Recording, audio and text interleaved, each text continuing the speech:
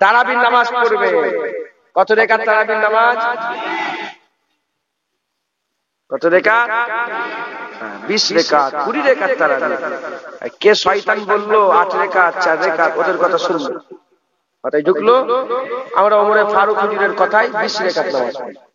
কয় রাকাত বলে? আর কিভাবে পড়বো? জামাতে। অনেক রকমের শয়তান আছে, শয়তানি করছে।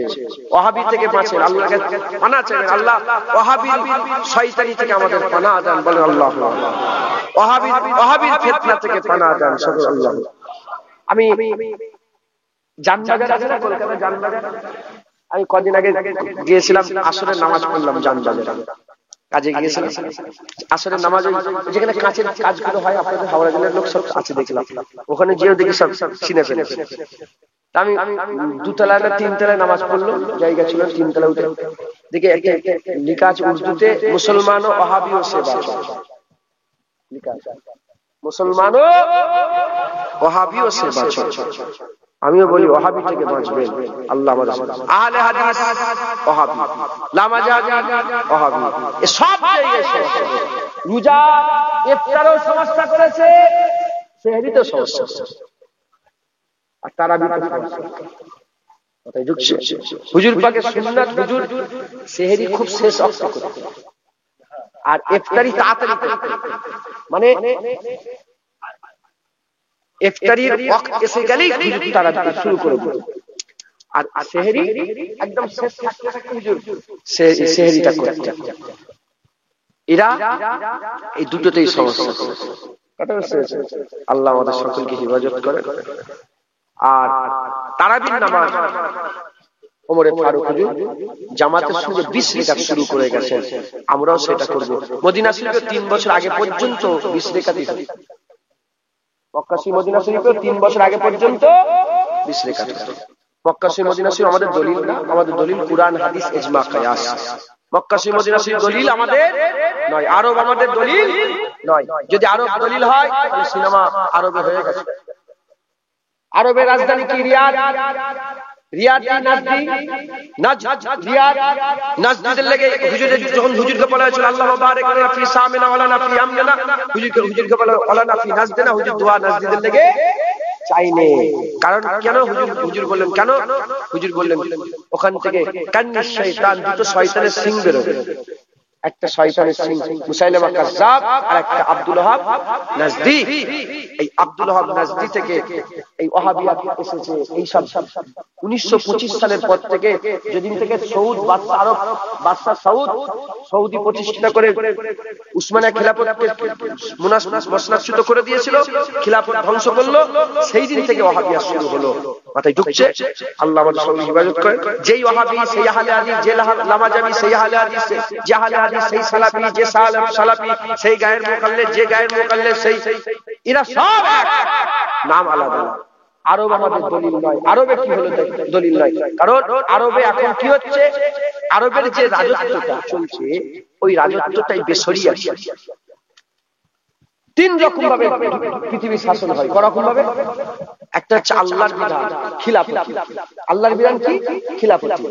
একটা হচ্ছে গণতন্ত্র, গণতান্ত্রিক। একটা রাজতন্ত্র, রাজার বেটা রাজা, রাজার বেটা রাজা, রাজার বেটা জানুক না জানুক, রাজার বেটা রাজা, রাজার বেটা রাজা, এটা রাজতন্ত্র। গণতন্ত্র, এখানে লোক বসে আছে, কথা হিসাবে কিছু মনে করেন না। যদি 100 লোক বসে থেকে 70 জন বেনামাজি, 30 জন নামাজি, ভোটে যদি নামাজির একজনকে প্রার্থী দান করলো আর বেনামাজির একজনকে প্রার্থী দান করলো, জিতবে কে?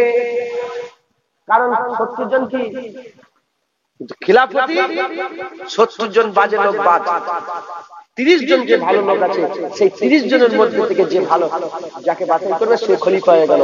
সে খলিফা হয়ে ইসলামিক শাসন চলবে, ইসলামিক আইন চলবে। একবার জোরে বলে এটা হচ্ছে খিলাফত। গোটা পৃথিবীতে এখন খিলাফত নেই।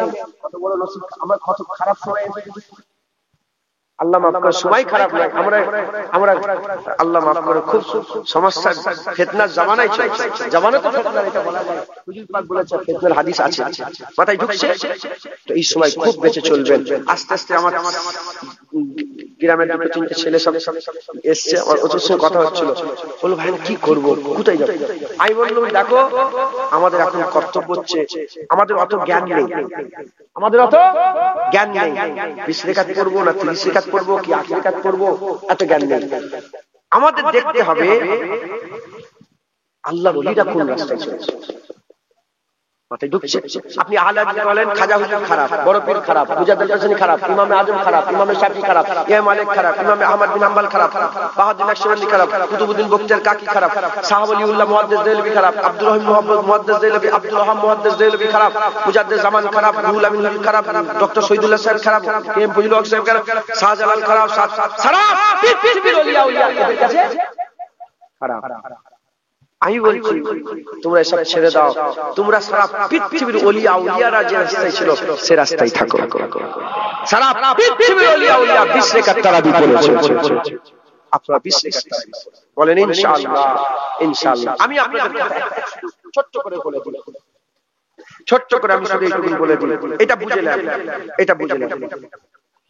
আমি যে ওয়াজ নসিহত করছি, আলেম উলামা হাজরাতরা যিনারা ওয়াজ নসিহত করছেন, এই শুনছেন আপনারা, বিরক্ত হয়ে যাচ্ছেন? কি দেখে ওয়াজ নসিহত করছে? কোরআন হাদিস পড়ে, কোরআন হাদিস দেখে ওয়াজ করছে তো। আমি কোরআন হাদিস বললাম যে আমি একটা বুঝলাম, ইমামে আজম যে কিতাবে লিখেছেন উনি কি কোরআন হাদিস পড়েন না? উনিও তো কোরআন হাদিস পড়ে তিনি ওয়াজ করেছেন। আমি যখন মুখে ওয়াজ করছি, রেকর্ডিং হচ্ছে, তিনি হাতে ওয়াজ করেছেন, লিখেছেন, কিতাব হয়ে গেছে। কথা ঠিক না ভুল বলেন? যেমন আমার ওয়াজ রেকর্ডিং শুনছেন, ওই রকম ইমামে আজমের ওয়াজ কিতাবে পড়ছেন। কথা ঠিক না ভুল? আমি কোরআন হাদিস পড়ে 100 বছর কি 50 বছর 30 বছর 40 বছর বয়স আমার ওয়াজের বয়স 30 বছর, আর ইসলামের বয়স হুজুর পাকে আসার পর 1400 বছর। 1400 বছর পরে আমি কোরআন হাদিস পড়ে ব্যাখ্যা করে বললাম নামাজের পরে মুনাজাত নেই। কি ব্যাখ্যা করলাম? নামাজের পরে মুনাজাত নেই। আর ইমামে আজম আবু হানিফা 1400 বছর, 100 হুজুরের এমতে গেলে 100 বছর, মানে 180 হিজরিতে হুজুরের জন্ম, 80 হিজরিতে হুজুর চলে এসেছে, মানে 1400 বছর আগে এসে তিনি বলছেন নামাজের পরে মুনাজাত করবে। আমি কি করলাম? এর ব্যাখ্যা নিলাম, ইও কোরআন হাদিস থেকে দিল, উনিও কোরআন হাদিস থেকে দিয়েছে। আমি এর ব্যাখ্যা নিয়ে মুনাজাত ছেড়ে দিলাম, উনার ব্যাখ্যা ত্যাগ করলাম। এর ব্যাখ্যা নিয়ে আগে রেখা শুরু করলাম, উনার ব্যাখ্যায় 20 রেখাত বাদ দিলাম। এর ব্যাখ্যায় জোরে আমি শুরু করলাম, উনার ব্যাখ্যায় আস্তে আমি বন্ধ করলাম। এর ব্যাখ্যায় বুকে হাত দিতে আরম্ভ করলাম, উনার ব্যাখ্যায় নাভির নিচে হাত দিয়ে বন্ধ করে দিলাম। একটাই উত্তর হতে পারে, আল্লাহ বলেছে খাতাবাল্লাহু আলা কুলুবিহিম ওয়া আলা সামইহিম ওয়া আলা আবসারিহিম। কথা ঠিক না ভুল বলেন? আল্লাহ বলেছেন তাদের দিলে মোহর মেরে দিয়েছে, শোনাতে মোহর, দেখাতে মোহর মেরে দিয়েছে। মুসলমান, আল্লাহ বলছে যদি আমি কানা করে দিই, তুমি কি কানাকে দেখাতে পারবে? কালাকে কি শোনাতে পারবে? খুব সাবধান, খুব সাবধান। আপনারা যে রাস্তায় আছেন, আল্লাহর ওলিদের রাস্তা, ইমামদের রাস্তা, মুজতাহিদদের রাস্তা, মুজাদ্দিদিনদের রাস্তা, মুফাসসিরিনদের রাস্তা, মুহাদ্দিসিনদের রাস্তা, ফাকিহদের রাস্তা, এই রাস্তা ছেড়ে দেবেন না, এই রাস্তায় মজবুত করে থাকবেন। তারাবির নামাজ 20 রেকাত এটা মাথায় ঢুকিয়েলেন, আপনার ছেলেপুলেদের শিখাবেন, নসিহত করবেন যে তারাবির নামাজ করে কার? 20 রেকাত।